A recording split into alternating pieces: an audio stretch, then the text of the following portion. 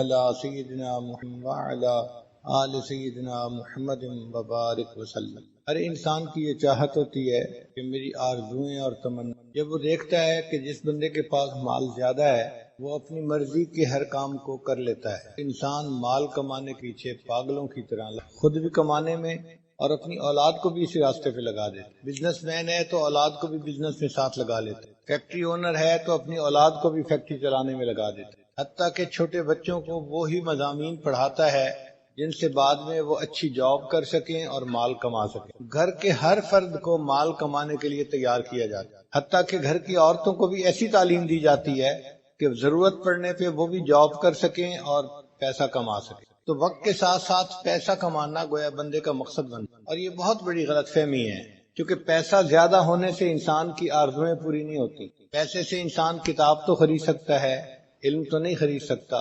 دوائیں تو خرید سکتا ہے، صحت تو نہیں خرید سکتا۔ پیسے سے انسان اچھے کپڑے تو خرید سکتا ہے، خوبصورتی کو تو نہیں خرید سکتا۔ پیسے سے انسان دوسرے کی خوشامد کو تو خرید سکتا ہے، کسی کے دل کی محبت کو تو نہیں خرید سکتا۔ تو پیسے سے ہر چیز تو نہیں خریدی جا سکتی، اسی لیے جن کے پاس پیسہ جتنا زیادہ ہوتا ہے آپ دیکھیں گے کہ وہ اتنا پریشان زیادہ ہوتے ہیں۔ پیسہ آتا ہے تو اپنے ساتھ وبال بھی لے کے آتا ہے، کبھی اولاد نافرمان، کبھی بیوی نافرمان، کبھی صحت کی مشکلات، کبھی اور اسی قسم کے مسائل، اور پھر دل بے چین رہتا ہے۔ چنانچہ پچھلے دنوں ہمارے ایک ساتھی نے مجھے ایک ڈاکومنٹ پرنٹ کر کے دی کہ دنیا کے 22-23 وہ بندے جو سب سے زیادہ امیر سمجھے جاتے تھے، جو بلینر تھے، ملینر کی بات نہیں ہے، بلینر تھے، ان کا انجام کیسا ہوا۔ تو میں پڑھ کے حیران ہوا کہ ان 22-23 میں سے کوئی 18-20 نے تو خودکشی کی، سارے کے سارے ڈپریشن کے مریض، ان کو ہاسپٹل داخل کروایا گیا، ان کے ساتھ پاگلوں والا جو ہے نا وہ معاملہ کیا گیا۔ میں حیران تھا کہ ان لوگوں کے پاس مال و دولت کے اتنے خزانے ہیں، پھر کیوں پریشان ہیں؟ تو لکھا ہوا تھا کہ ان کے دل میں سکون نہیں تھا، پریشانی تھی۔ تو جو دنیا کے سب سے امیر لوگ ہوں ان کے دلوں میں اگر یہ پریشانی ہے تو اس کا مطلب یہ کہ سکون مال و دولت سے خریدنے والی چیز نہیں ہے۔ یہ عجیب بات ہے کہ ہم لوگ سکون حاصل کرنے کی نیت سے ہر وہ کام کرتے پھرتے ہیں جو انسان کو بے سکون بناتا ہے۔ یہ غلط فہمی ہے ہماری۔ سکون ملتا ہے اللہ تعالیٰ کی یاد سے اور نیکی کی زندگی گزارنے سے۔ الا بذکر اللہ تطمئن القلوب، جان لو اللہ کی یاد کے ساتھ دلوں کا اطمینان وابستہ ہے۔ آپ اگر غور کریں تو دنیا میں مختلف چیزوں سے نفع اٹھانے کے طریقے مختلف ہیں۔ پانی سے نفع اٹھانے کے طریقے اور ہیں، آگ سے نفع اٹھانے کے طریقے اور ہیں، ہوا سے نفع لینے کے طریقے اور ہیں، مٹی سے نفع لینے کے طریقے اور ہیں، جدا جدا طریقے ہیں۔ ذہن میں سوال پیدا ہوتا ہے وہ کون سا طریقہ ہے کہ جس سے کہ ہم اللہ تعالیٰ کی ذات سے فائدہ اٹھانے والے بن جائیں، اللہ کے خزانوں سے فائدہ لینے والے بن جائیں، وہ طریقے کون سے ہیں؟ اس کو سمجھانے کے لیے ہمارے آقا اور سردار حضرت محمد مصطفیٰ احمد مجتبی صلی اللہ علیہ وسلم دنیا میں تشریف لائے، اور انہوں نے آ کر یہ بات سمجھائی کہ لوگو اگر تم میرے نقش قدم پر چلو گے تو اللہ کے خزانوں سے سب سے زیادہ فائدہ اٹھانے والے تم بن جاؤ گے، اور اگر اس کی خلاف ورزی کرو گے تو نقصان پانے والے بنو گے۔ فرمایا ان اللہ جعل العزت والوقار لمن تابع امری، کہ جس بندے نے میرے حکم کی فرما برداری کی اللہ نے اس کے لیے عزت اور وقار کو لکھ دیا۔ وجعل الذلۃ والصغار علی من خالف امری، اور جس نے میرے حکم کی مخالفت کی اللہ نے اس کے لیے صغار، چھوٹا پن اور ذلت کو لکھ دیا ہے۔ تو دنیا میں کامیاب زندگی گزارنے کا ایک ہی راستہ ہے جس راستے پر اللہ کے پیارے حبیب صلی اللہ علیہ وسلم چلے، اور انہوں نے ہمیں اس راستے پہ چلنے کا حکم عطا فرمایا۔ اس کے سوا کوئی دوسرا راستہ نہیں ہے۔ آج دنیا ٹھوکریں کھا رہی ہے، کوششیں میں لگی ہوئی ہے، لیکن اس کے بعد مال دولت سمیٹنے کے باوجود پھر پریشان ہے۔ آپ جس بندے سے بات کر کے دیکھ لیں آپ کو وہی بندہ پریشان نظر آئے، اور پریشانیاں بتانی شروع کرتے ہیں، اللہ کی شان کے پریشانیاں ختم ہی نہیں ہوتی، آپ سنتے چلے جائیں سنتے چلے جائیں۔ اتنی لمبی حکایتیں ہوتی ہیں کہ بندہ سن کے حیران ہو جاتا ہے، تنگ آ جاتا ہے۔ کوئی ایسا طریقہ جس سے کہ ہماری دعائیں قبول ہوں، ہماری نیک مرادیں پوری ہوں، اور ہمیں دنیا میں عزت ملے، لوگوں سے محبت ملے، وہ طریقہ نبی علیہ الصلوۃ والسلام کا بتایا ہوا راستہ ہے۔ وہ طریقہ نیکوکاری کی زندگی اختیار کرنے کا راستہ ہے۔ اللہ تعالیٰ ارشاد فرماتے ہیں وَلَوْ أَنَّ أَهْلَ الْقُرَىٰ آمَنُوا وَاتَّقَوْا، اگر یہ بستی دیسوں والے ایمان لاتے، تقوی کو اختیار کرتے، لَفَتَحْنَا عَلَيْهِمْ بَرَكَاتٍ مِّنَ السَّمَاءِ، ہم ان کے لیے آسمان سے برکتوں کے دروازے کھول دیتے۔ تو برکتوں کے دروازے کھل سکتے ہیں مگر ان کو ہمارے گناہوں نے روکا ہوا ہے۔ ہم لوگ ایک کمرے میں تھے، گرمی تھی، ایک بچہ بار بار بٹن بند کر دیتا تھا پنکھے کا، تو گرمی اور زیادہ ہو جاتی تھی۔ ہم حیران تھے کہ یہ کیا معاملہ ہے۔ تو مجھے اس دن خیال آیا کہ بالکل اسی طرح اللہ تعالیٰ نے تو ہمارے لیے عزت اور رزق کے دروازوں کو بنایا ہے، ہم ان گناہوں کے ذریعے سے اس کے آف بٹن کو دبا دیتے ہیں اور وہ دروازے بند ہو جاتے ہیں، اور بجائے رزق میں انسان کو سکون ملنے کے الٹا پریشانی ملتی ہے۔ اس لیے اللہ تعالیٰ فرماتے ہیں کہ جو بندہ میری یاد سے آنکھ چرائے گا فَإِنَّ لَهُ مَعِيشَةً ضَنْكَا، ہم اس کی روزی کو تنگ کر دیں گے۔ اچھا، روزی کو تنگ کرنے کے کیا معنی؟ کہ پریشان ہی ہوگا روزی کی طرف سے۔ آپ دیکھیں یہ جو بڑے بڑے کاروباری لوگ ہوتے ہیں یہ الٹا اور پریشان ہوتے ہیں۔ کیا وہ جی 2 کنٹینر وہاں بھیجے تھے وہ رک گئے، 1 کنٹینر یہاں بھیجنا تھا رک گیا، فلاں کام ایسے نہیں ہوا، فلاں کام ایسے نہیں ہوا، ان کے پیسے پھنسے ہی رہتے ہیں، فلاں نے اتنے پیسے دینے تھے وہ دے نہیں رہا، تو پریشان ہی ہوتے ہیں پیسے کے پیچھے۔ اور کئی مرتبہ ایکسپینشن کے چکر میں شیطان ڈال دیتا ہے۔ اچھی بلی فیکٹری تھی، چلا رہے تھے، مزے کی زندگی گزار رہے تھے، ذہن میں خیال آیا ہم اس کی کیپیسٹی کو بڑھا لیں۔ اب کیپیسٹی بڑھانے کے لیے کبھی تو بینک سے لون لیا، کبھی لوگوں سے لون لیے۔ اب وہ لون ایسا ہوتا ہے کہ اس کو واپس پے نہیں کر سکتے تو پریشان، تو پریشانی پریشانی، پیسہ ہے لیکن ساتھ پریشانی بھی ہے۔ پھر آپس میں بیٹھ کے باتیں کرتے ہیں جی کہ لیکوڈیٹی نہیں ہے ہمارے پاس، اس لیے پریشانی زیادہ ہو گئی ہے۔ پیسہ ہوتا ہے بینکوں میں ہوتا ہے، پیسہ ہوتا ہے کاغذوں میں ہوتا ہے، ہاتھ میں ان کے نہیں ہوتا۔ بس ان کی فیکٹریوں کی کیپیسٹیز بڑھتی جاتی ہیں اور وہ پریشان ہی ہوتے ہیں۔ اللہ ان کی معیشت کو تنگ کر دیتے ہیں اس طرح سے، ہر وقت پریشان۔ وہ طریقہ جس سے کہ انسان کو دنیا میں عزت ملے، سکون ملے، محبت ملے، وہ نیکی کا راستہ ہے۔ چنانچہ جن لوگوں نے نیکی کے راستے کو اپنایا اللہ نے ان کے قدموں میں دنیا کو لا کے ڈال دیا۔ سفیان ثوری رحمت اللہ علیہ ایک سال میں 365 کپڑے بدلتے تھے، جوڑے بدلتے تھے۔ ایک بندے نے کہا ہوا تھا حضرت میں آپ کو روزانہ ایک نیا سوٹ سلوا کے دوں گا، آپ وہ پہن کے درس دیا کرنا۔ تو حضرت روزانہ نیا سوٹ پہن کے درس دیتے تھے، پرانے سوٹ کو اللہ کے راستے میں صدقہ کر دیتے تھے۔ آپ مجھے بتائیں ہے کوئی ایسا بزنس مین، کوئی امیر آدمی جو یہ بتائے کہ جی میں سال کے 365 سوٹ نئے بدلتا ہوں؟ بڑے سے بڑے امیر آدمی بھی 1 درجن 2 درجن کپڑے بدل لیں گے، وہی دھو کے پہنتے رہتے ہیں، حالانکہ وہ امیر کہلاتے ہیں، وزیر کہلاتے ہیں۔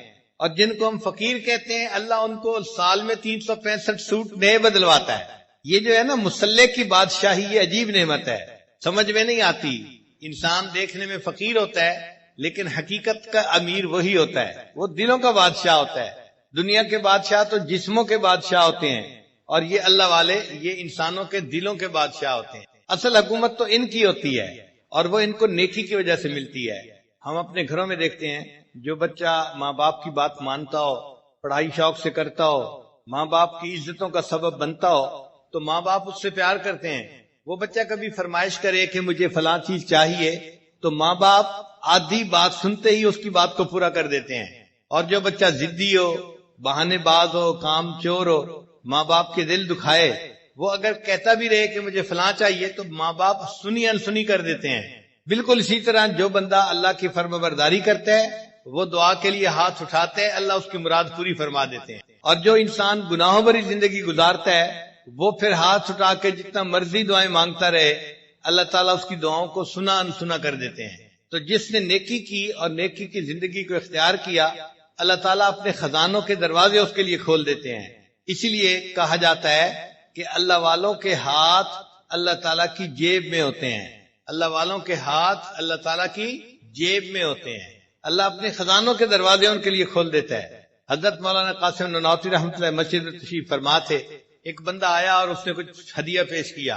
حضرت کی عادت تھی کہ اگر کوئی بندہ سنت کی نیت سے ہدیہ پیش کرتا تھا تو لے لیتے تھے، اور اگر کوئی ان کو غریب سمجھ کے ہدیہ پیش کرتا تھا پھر نہیں لیتے تھے۔ استغنا تھا طبیعت کے اندر۔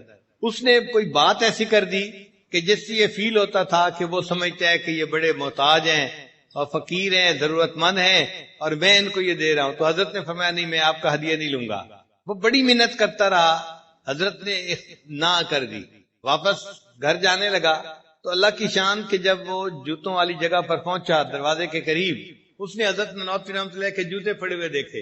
اس کے دل میں خیال آیا کہ میں تو ہدیہ لے کے آیا ہوں، حضرت قبول نہیں کرتے تو کیا کروں. اس نے وہ جو پیسے تھے چاندی کے سکے وہ حضرت کے جوتے کے اندر ڈال دیے. حضرت تھوڑی دیر کے بعد جب گھر تشریف لے جانے لگے تو آپ نے اپنے جوتے پہننے لگے تو پتہ چلا کہ جوتوں کے اندر تو پیسے پڑے ہوئے ہیں. نکالے تو یہ وہی پیسے تھے جو بندہ ہدیہ دیتا تھا، اور حضرت نے اس کو نہ کر دی تھی. حضرت نانوتوی رحمۃ اللہ فرمانے لگے کہ دیکھو، جو دنیا کو ٹھوکر لگاتا ہے اللہ تعالیٰ دنیا اس کے قدموں میں یوں لا کے ڈال دیتے ہیں، اس کے جوتوں میں لا کے ڈال دیتے ہیں.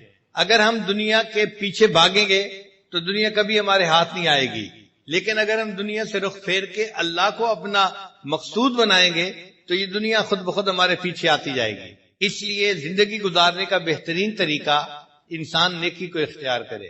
اللہ تعالیٰ اس بندے کے کاموں کو سنوارتے ہیں، اس کے کاموں میں اس کی مدد فرماتے ہیں، لوگوں کے دل میں اس بندے کی محبت عزت ڈال دیتے ہیں. یہ زندگی کو اچھا گزارنے کا بہترین طریقہ ہے. کتنی عجیب بات ہے کہ خواہشات نفسانی کو توڑنے میں خواہشات پوری ہوتی ہیں.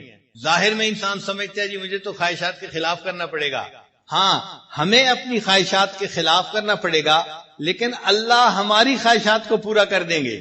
ہمارے مشائخ نے اس کو کہا ہے مقام تسخیر.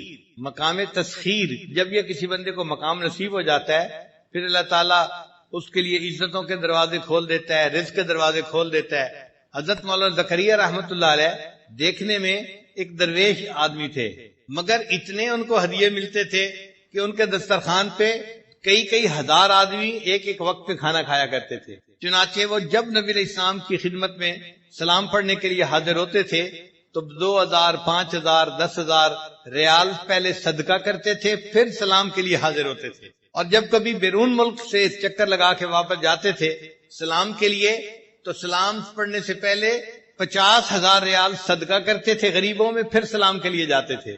آج آپ بتائیں کون امیر آدمی ہے کہ جس کے پاس اتنا مال ہو کہ وہ 50,000 صدقہ کرے اور پھر نبی اسلام کی خدمت میں سلام کے لیے حاضر ہو. اللہ تعالیٰ یوں راستے کھول دیتے ہیں. حضرت انس رضی اللہ عنہ فرماتے ہیں کہ اللہ تعالیٰ نے صحابہ کرام پر مال کے دروازے اتنے کھول دیے تھے کہ جب مال غنیمت آتا تھا اور سونے چاندی کا ڈھیر لگتا تھا اس ڈھیر کے پیچھے لوگ کھڑے ہوئے نظر نہیں آتے تھے، چھپ جایا کرتے تھے. اب بتائیں کہ وہ کتنا بڑا ڈھیر ہوگا کہ جس کے پیچھے کھڑا ہوا بندہ چھپ جائے. چنانچہ حضرت عمر لانو کے دسترخوان پر ایک وقت میں 60,000 لوگ کھانا کھایا کرتے تھے. آپ بتائیں یہاں کے تو امیر لوگوں کے شادیوں پہ 60,000 بندے کھانا نہیں کھاتے، حالانکہ وہ تو زندگی میں ایک آدھ مرتبہ شادی کا بچوں کا معاملہ پیش آتا ہے. حضرت عمر لانو کے دسترخوان پہ روزانہ 60,000 بندے کھانا کھاتے تھے. یہ دولت اللہ نے کہاں سے دی تھی؟ رزق کی برکت اللہ نے. ایک بدو تھا، عام سا آدمی، اس کے دسترخوان پہ ہر روز 4 اونٹ ذبح ہوتے تھے. آپ بتائیں مجھے کوئی امیر بندہ ہے کہ جس کے گھر میں 4 بکرے روزانہ ذبح ہوتے ہوں؟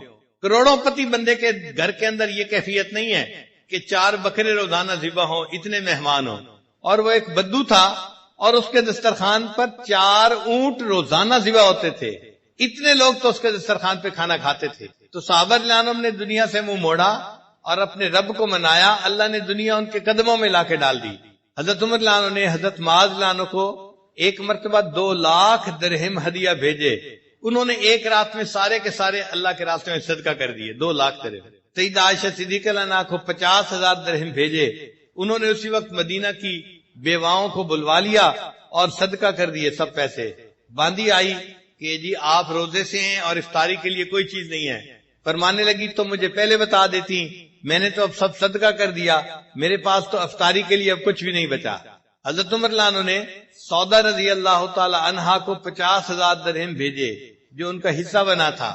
جیسے ہی مال ان کے پاس آیا انہوں نے اسی وقت سارے کے سارے جو ہے اللہ کے راستے میں تقسیم کر دیے. جب پورا مال تقسیم ہو گیا تو انہوں نے 2 رکعت نفل پڑھے اور نفل پڑھ کے دعا مانگی، اے اللہ امیر المومنین عمر بن الخطاب کو توفیق ہی نہ دے کہ وہ آئندہ مجھے پیسے بھیجا کریں، اے اللہ ان کو توفیق ہی نہ دے کہ وہ مجھے پیسے بھیجیں. تو اس راستے پہ اللہ تعالیٰ دنیا قدموں میں لا کے ڈال دیتے ہیں. ہمارے حضرت مرشد عالم رحمۃ اللہ علیہ کے اللہ تعالیٰ نے اس طرح دنیا کے دروازے کھول دیے تھے. اگر وہ چاہتے کہ میں مسجد کی دیوار ایسی بناؤں کہ ایک اینٹ سونے کی ہو اور ایک اینٹ چاندی کی ہو، مجھے پکا یقین تھا کہ حضرت ایسی مسجد بھی بنا جاتے. حضرت خواجہ عبد المالک صدیقی رحمۃ اللہ علیہ خانوال والے، انہوں نے مسجد بنائی تو لوگوں نے مسجد کا نام رکھ دیا بے چندہ مسجد. بے چندہ مسجد نام کیوں رکھا؟ کہ کبھی چندہ ہی نہیں کیا جاتا تھا. تو اللہ تعالیٰ دنیا کی فتوحات دے دیتے ہیں اگر انسان نیکی کی زندگی کو اختیار کرے. پھر لوگوں کے دلوں میں اللہ محبتیں بھی ڈال دیتے ہیں، عزتیں بھی ڈال دیتے ہیں. اس کا اصول سمجھ لیں کہ انسان کائنات اصغر ہے، چھوٹی کائنات ہے، اور یہ جو ہمارے ارد گرد کائنات ہے یہ کائنات اکبر ہے، بڑی کائنات ہے. آپس میں چیزیں ایک دوسرے سے مشابہت رکھتی ہیں. مثال کے طور پہ انسان کے جسم پر بال ہوتے ہیں، کائنات کے اندر دیکھیں تو زمین کے اوپر درخت ہوتے ہیں. انسان کے جسم میں ہڈیاں ہوتی ہیں، اور اگر کائنات میں دیکھیں تو ان میں پہاڑ ہوتے ہیں، پتھر ہوتے ہیں، سخت ہوتے ہیں. انسان کے جسم میں خون کی شریانیں ہوتی ہیں، اور زمین کے اندر دریا اور نہریں ہوتی ہیں. زمین کے اوپر چشمے ہوتے ہیں، اور انسان کی جسم میں چشم ہوتی ہے. وقت آنے پہ اس چشم میں سے بھی چشمے کی طرح پانی نکلتا ہے، آنسو ٹپکتے ہیں. زمین کے اندر نرم مٹی ہوتی ہے، انسان کے جسم کے اندر گوشت ہوتا ہے. تو جسم کی مشابہت ہے کائنات کے ساتھ. یہ عالم اصغر ہے، وہ عالم اکبر ہے. اب دستور یہ ہے کہ جس بندے کے جسم پر اللہ کا حکم چلنا شروع ہو جاتا ہے، جس بندے کے جسم پر اللہ کا حکم چلنا شروع ہو جاتا ہے، اس بندے کا حکم عالم اکبر کے اوپر چلنا شروع ہو جاتا ہے. اس دستور کو اچھی طرح سمجھ لیجیے. چنانچہ جو بندہ اللہ کے احکام کے مطابق زندگی گزارے گا، اللہ تعالیٰ اس کو مقام تسخیر عطا فرمائیں گے. جو لوگ پریشان ہوتے ہیں نا، یہ مسئلہ حل نہیں ہوتا، یہ مسئلہ حل نہیں ہوتا، بھائی اس میں رکاوٹ ہمارے اپنے گناہوں کی وجہ سے ہوتی ہے. کچھ لوگ کہتے ہیں ہمیں جی پھپھو نے پریشان کیا ہوا ہے، چچا نے پریشان کیا ہوا ہے، چچا کے ایک کاروباری تھے دوست، انہوں نے پریشان کیا ہوا ہے. سچی بات تو یہ ہے ہمیں کسی نے پریشان نہیں کیا ہوا، ہمیں ہمارے نفس نے پریشان کیا ہوا ہے. سب سے بڑا دشمن ہمارا ہمارا نفس ہے. اور یہ نفس جو ہے نا، یہ اخبث من 70 شیطانا، یہ 70 شیطانوں سے زیادہ خبیث انسان کا نفس ہوتا ہے. ہمارے راستے تو نفس نے بند کیے ہوئے ہیں، رزق کے دروازے، عزتوں کے دروازے، دعاؤں کے دروازے اس نے بند کیے ہوئے ہیں.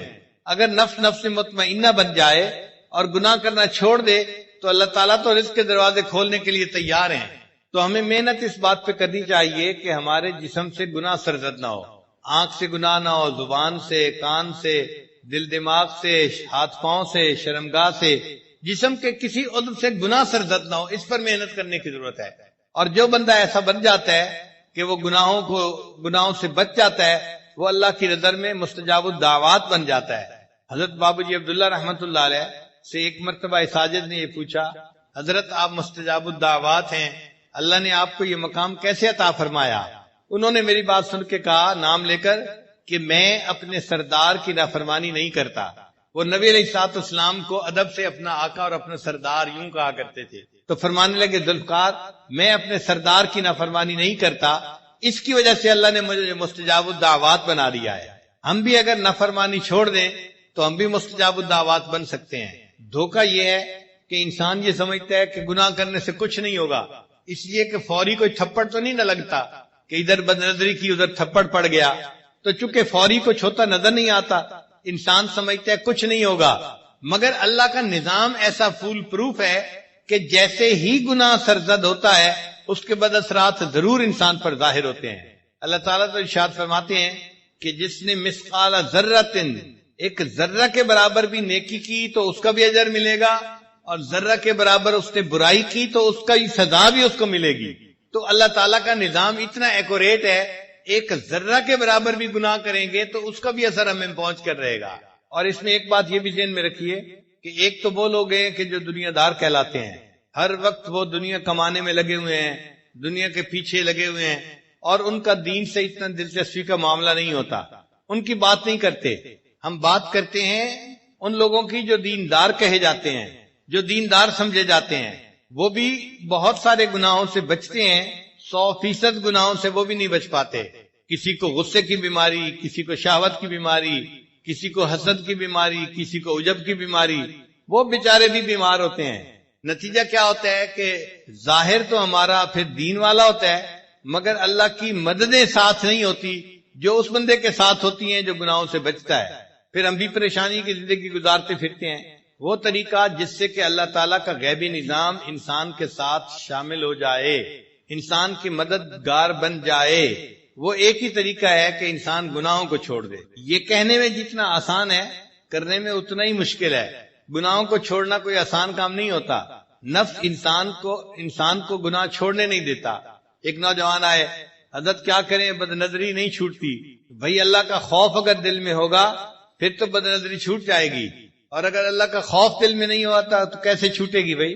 پھر میں نے اسے ایک طریقہ سکھایا۔ میں نے کہا دیکھیں، آپ چاہتے ہیں کہ کسی غیر کی طرف دیکھیں، اور اس وقت اس لڑکی کا خاوند آپ کی طرف دیکھ رہا ہے یا باپ آپ کی طرف دیکھ رہا ہے، تو کیا اس وقت آپ اس کو بری نظر سے نظر اٹھا کے لڑکی کو دیکھیں گے؟